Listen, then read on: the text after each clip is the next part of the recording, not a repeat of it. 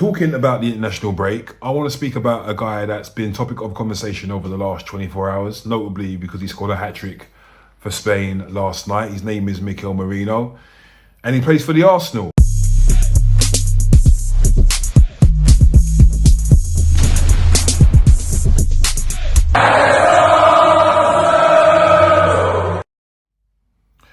Hello all Gooners, welcome back to the Arsenal Bloodline. I'm Elts, thank you for watching another video, thank you for joining me. Please do not forget to hit that subscribe button, like, share, and of course comment.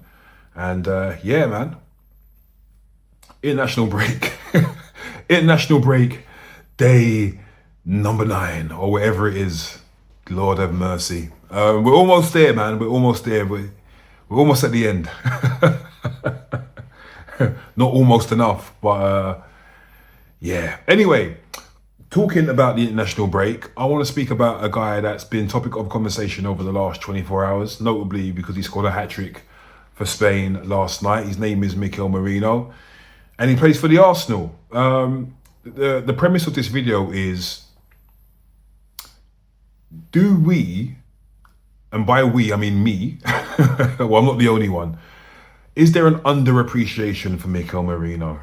Are we sleeping on him? Is there something that Mikel Arteta is seeing that the rest of us are not seeing, which is why he gets paid the big bucks to be Arsenal manager? Maybe.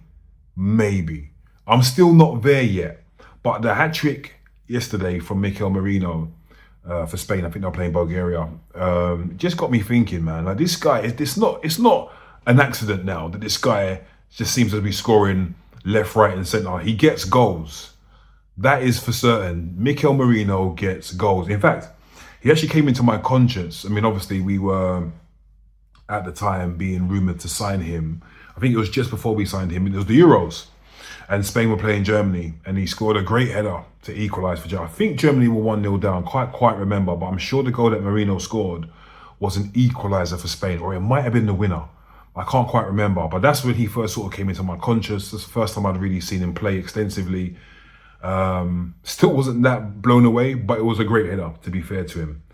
You know, last season, he was brought in for what I believed, and again, I want someone to give me the answers in the comments. Matty, we've got a very loyal watcher of the Arsenal bloodline in our very young life. You know, we've been going for about 6 weeks now. And so I'm going to be talking directly to you, Matty. I know you've got the answer. Let me know if I'm correct here or if I'm incorrect. But Mikel Merino, I swear, was brought into Arsenal. When he was playing at Deportivo, he was a CDM. I'm sure that's what he was. He was a player that was a breakup of play, recycler of the ball, interceptions. That's what he was there for. That's what we brought him in for. To essentially back up or to be an alternative to Thomas Partey and Jorginho at the time.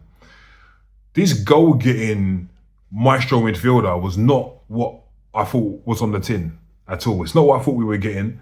But now he's been seen as a commodity in the team that can bring us goals. We saw that in the last Premiership game that we played in against Liverpool at Anfield, where he was played in place of Odegaard, who obviously was still carrying some effects from the shoulder injury that he suffered. And he was also, this is Merino, he was also put in the team ahead of the likes of Wanyeri, ahead of the likes of Eberechi Eze, because of Mikel Arteta's perceived notion that this guy can bring us goals. Now, we know that he brought us goals last season, but that was as a number 9. From the midfield, I think it's fair to say I've not been blown away by Mikel Merino in terms of his goal getting, what he brings to the midfield. I still don't even really know. When he's in midfield, I still don't really know what it is Mikel Merino brings to the team. I don't know. In terms of off the ball, and I know players spend the majority of their time off the ball. It's important, I understand. We can't get too roped into what players do on the ball, particularly the players that don't typically see a lot of the ball. I get it. Off the ball, I understand his qualities. He's strong, he's big, he's good in the air, he can win a lot of first balls, he can win a lot of second balls. As I mentioned earlier, he's great at interceptions. But one thing that Mikel Merino in the midfield capacity, what I haven't seen really is too much of this goal getting. We saw him score a hat-trick for Spain on Sunday, but very rarely have we ever seen him do things like that from midfield playing for Arsenal. However, there have been some magnificent finishes from him when he was playing as the deputy striker. You know, the header against Leicester, the second goal against Leicester, great finish. The finish against Real Madrid, brilliant. What else did he? What other good goal did he score? He scored a good header against Liverpool. That was right in front of me as well. I was right on top of that.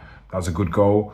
So he has got the capacity to finish really, really well. For Spain on Sunday, the hat-trick, the first goal was brilliant. It was a brilliant footballing move from Spain, generally speaking, anyway, and he finished it beautifully. His second goal was with his weaker foot, with his right foot.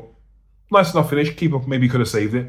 And his third goal was sumptuous, brilliant. Just a beautiful, just picks up the ball and just nonchalantly just curls it into the far corner. Great finish. Probably the pick of the three.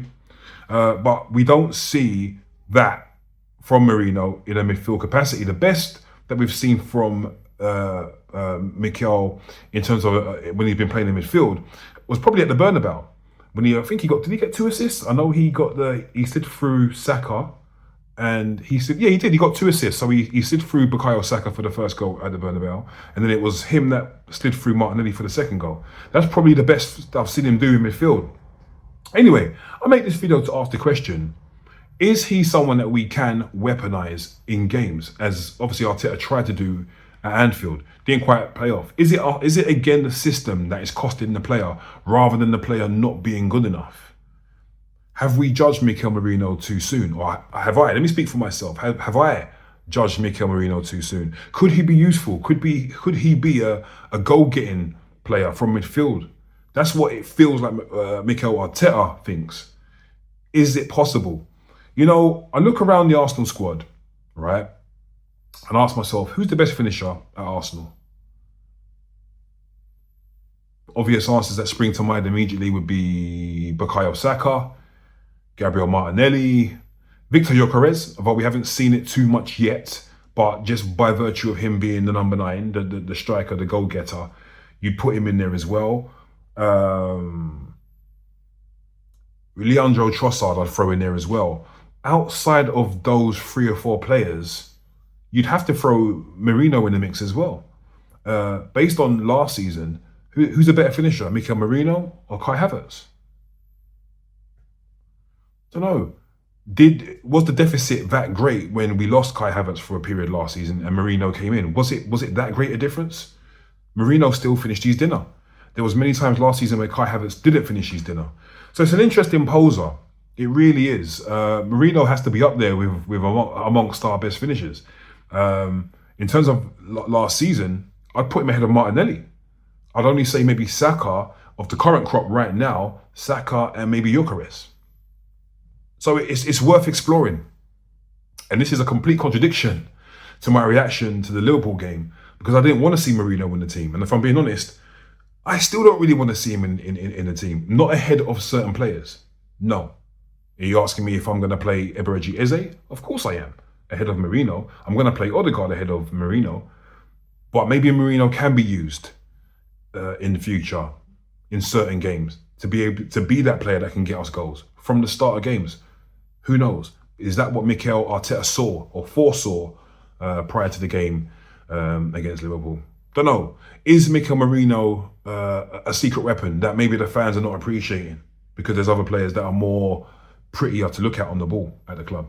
Don't know, but time will tell. But interesting. A very, very good hat-trick. If you haven't seen it already, I would definitely advise watching the hat-trick that Merino scored for Spain. Very, very good. Particularly the first and third goals. And it just got me thinking, maybe he can be an asset for Arsenal. Maybe he can be a goal-getter. Although I've yet to see it from midfield. That is the one issue. But yeah, interesting. Merino, the goal-getter. Who would have thought?